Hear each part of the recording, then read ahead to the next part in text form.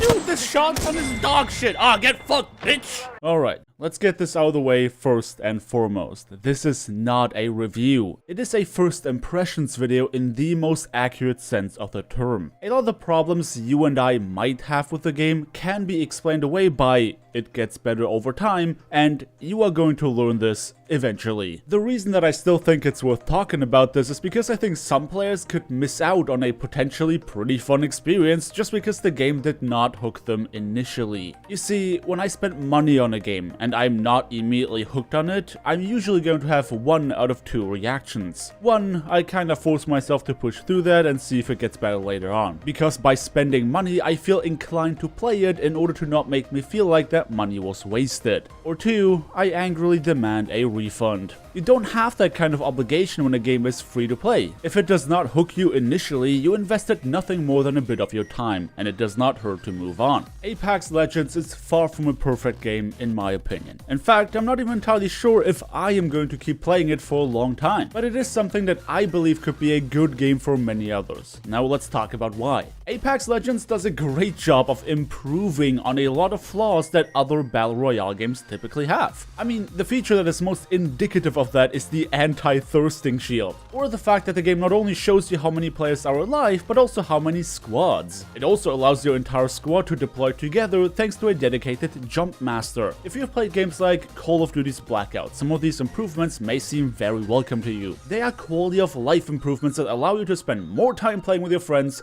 rather than being frustrated because of things that honestly don't make or break the Battle Royale experience anyway. And the player counter in particular was something I felt a little sketchy about, because honestly, the fear of the unknown played a big part in our endgame Blackout experience, where we would never be sure how many squads we were actually up against by the end of it. Knowing whether or not an entire squad of 4 is still alive or 2 squads of 2 can greatly change the way we want to approach that situation. And thankfully, Apex Legends turns off the player counter in the endgame to give you that exact tension when you most benefit from it. Because really, nobody cares about how many players are alive in the first half of the game. It still has the psychological benefit of making players feel like they are above average when they see that half the squads have already been wiped out, but it hangs onto the tension-filled endgame experience that provides a lot of the satisfaction. This game also has a very unique spin when it comes to your own character, because unlike something like Blackout or PUBG where you're just a random soldier, Apex allows you to choose a specific character that comes with their own unique abilities. My first impression of that approach is that it is definitely something I see well-coordinated teams take advantage of to win more consistently by putting together a cohesive composition, but unlikely to make a huge difference in a lobby that was entirely match-made. It does give you a whole lot of variety going from game to game because you are literally working with an entirely different toolkit based on the character, but most of the kills I've distributed and suffered from were from straight up gunplay. Personally, I never felt like I got cheaped out of a kill because somebody was playing character XYZ. Quite the opposite. These abilities make encounters way more exciting and varied. Shields and smoke grenades and airstrikes are constant threats that I have to worry about, and it is not completely unlike having to anticipate cluster grenades and flashbangs in Blackout. On the receiving end, it is a threat that you always have to anticipate one way or another, but on the distributing end, it allows you to have these very specific toolkits at your disposal at all times, provided you always play that character or have them in your team. In other Battle Royale games when playing in a full squad, it sometimes felt like either I or one of my teammates could not really contribute to any fights because we had to split the loot among so many players. And until we won a couple fights or get closer to the mid-game, it becomes really difficult for them to effectively participate. But allowing players to always bring their special abilities means that they can help even when they get terrible loot RNG, which I think is a pretty cool thing. This map also features a lot of really cool varying locations that can mix up your run depending on where you want to drop. And hell, there's even an airship that you can drop onto at the very beginning. You're actually Naruto, right? Do you see that? Yeah, I see this dude. Oh no, where are we going? Oh no! Guys, no. Fucking God! If you are a sucker for near-futuristic design, I think you'll find yourself enjoying running around in Apex Legends. And I'm also pleased to report that doors are indeed very responsive. Now, one thing that I'm feeling very mixed about is mobility. On the one hand, they have a great system going on whereby you can slide around and jump up to maintain momentum, making firefights potentially very hectic and skill-based. However, because it feels so similarly to Titanfall 2, It just has me longing to be able to do double jumps and take the mobility even further. In fairness, you can wall run short distances to get up high ledges, but it's simply not the same. I know that this is not Titanfall and you're not really meant to be a pilot, it's just something that I feel constantly reminded of. It also kinda sucks that at times, depending on which character you play, you just feel unnecessarily weighty. I don't know how else to explain it. Maybe it's because you are able to get so much more momentum when traversing the open world that going back to your basic speed just feels off-putting when inside buildings. I can't even say if this is just a me-specific kind of problem or if other players feel similarly. So definitely leave a comment down below if you already had the chance to play this game and want to share your own experiences. Now, here's where it gets really ugly, and I strongly advise you to take the following with a grain of salt, if not a mountain's worth. The reason that in this FPS I have not mentioned gunplay until the very end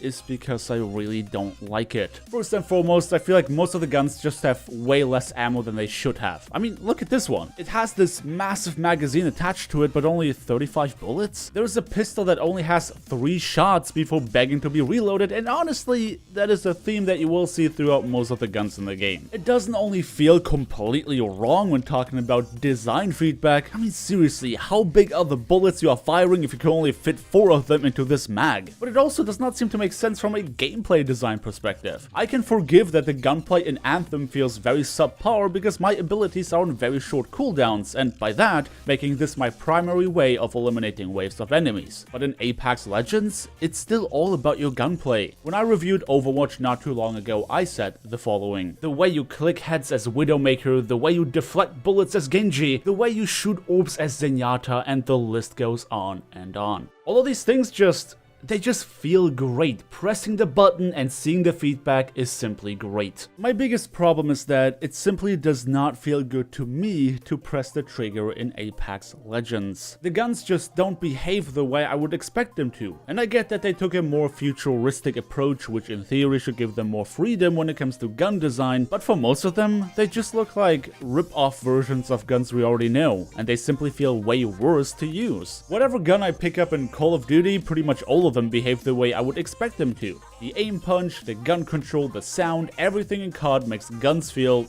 just right. And the opposite is the case for me in Apex Legends, which I find very weird because from what I can remember, I actually like the gunplay in Titanfall 2. Sadly, I have not played enough of that game to have very strong memories one way or another, but I feel like if I had disliked it this much back then, I could probably recall. Either way, please take this with a grain of salt as I've not seen anyone else complain about the gunplay in this game. This is why I highly recommend you simply download the game on Origin and try it out for yourself. If everything I talked about earlier sounds appealing to you, then the only way to find out if the gunplay feels good to you is by trying it out for yourself. While I find it unlikely for Apex to turn a notorious BR hater into a fanboy, honestly, I'm very much in favor of many of the improvements they've made to the Battle Royale Formular, even as somebody who's not generally a massive BR fan but did enjoy playing Blackout. The game ran very smoothly on my system. I like the way it incentivizes to play with your friends, and I definitely think they have made great steps towards making it easier for players to cooperate even when playing in matchmade groups. The ping and callout system is great, the role distribution for Jump Master is helpful, the UI makes it easy to see what your teammates want to play, and giving us different characters to choose from definitely spices the whole thing up. Unfortunately, I have to say that Blackout will remain my personal Battle Royale fix whenever I feel like playing one. But I can't empathize enough how much potential I see in this game for many players. So it definitely gets a big recommendation from me based on my first impression. Thank you everybody so much for watching today's video on Apex Legends. Make sure you subscribe to the channel if you're interested in seeing more videos like this one. And don't forget to ring that bell to ensure you don't miss any of my uploads. Thank you once again, have a wonderful day, and I hope to see you guys next time.